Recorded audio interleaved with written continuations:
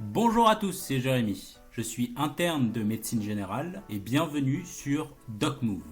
Nous allons parler aujourd'hui d'une pathologie qui est extrêmement fréquente en période d'hiver, c'est-à-dire la grippe.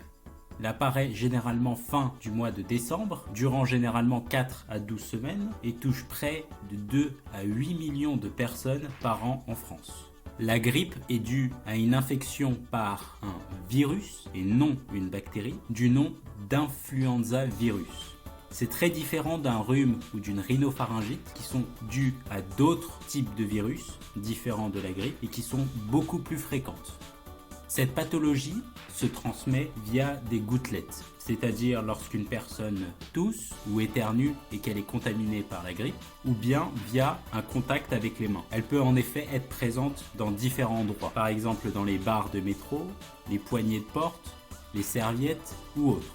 Lorsqu'une personne est atteinte d'une grippe, différents symptômes se manifestent, c'est-à-dire une fièvre parfois dépassant 39 degrés, la présence d'une toux sèche, des maux de tête, des douleurs musculaires à type de courbature, une fatigue générale, et dans la plupart des cas, cette pathologie se guérit au bout de quelques jours, et généralement sans gravité.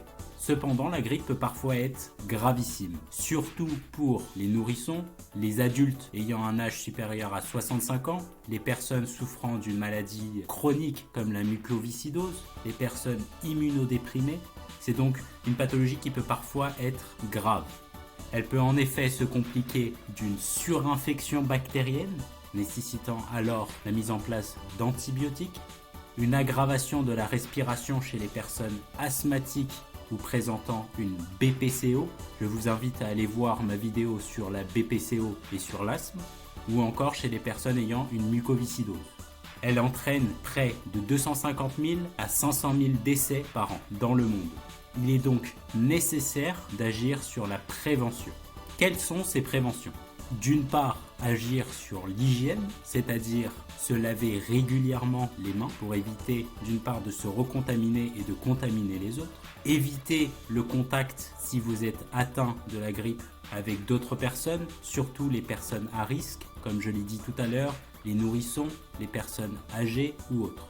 Éviter de serrer les mains ou d'embrasser la personne. Il est important de couvrir sa bouche et le nez lorsque vous toussez ou lorsque vous éternuez, ou encore utiliser des mouchoirs à usage unique.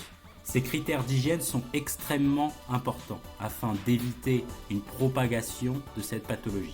Il existe également une autre manière d'agir sur la prévention et la vaccination. Cette vaccination est recommandée pour certaines personnes, ceux qui sont particulièrement à risque, c'est-à-dire les personnes ayant plus de 65 ans, les personnes atteintes d'une maladie chronique comme les personnes asthmatiques ou ayant une BPCO, les femmes enceintes, les personnes immunodéprimées, les personnes séjournant dans un établissement de santé ou encore les personnes obèses. Les professionnels de santé ou les personnes de l'entourage d'un nourrisson sont également concernés. Le traitement d'une grippe est principalement symptomatique, en diminuant par exemple la fièvre avec du paracétamol, ou encore agir sur la douleur. Et bien sûr, avoir une hydratation correcte. Il n'est pas nécessaire de mettre d'antibiotiques. Comme je l'ai expliqué tout à l'heure, la grippe est due à un virus et non à une bactérie.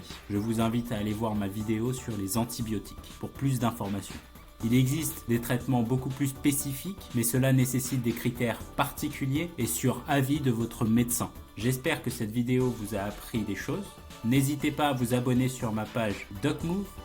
Je vous dis à bientôt pour de nouvelles vidéos. Ciao!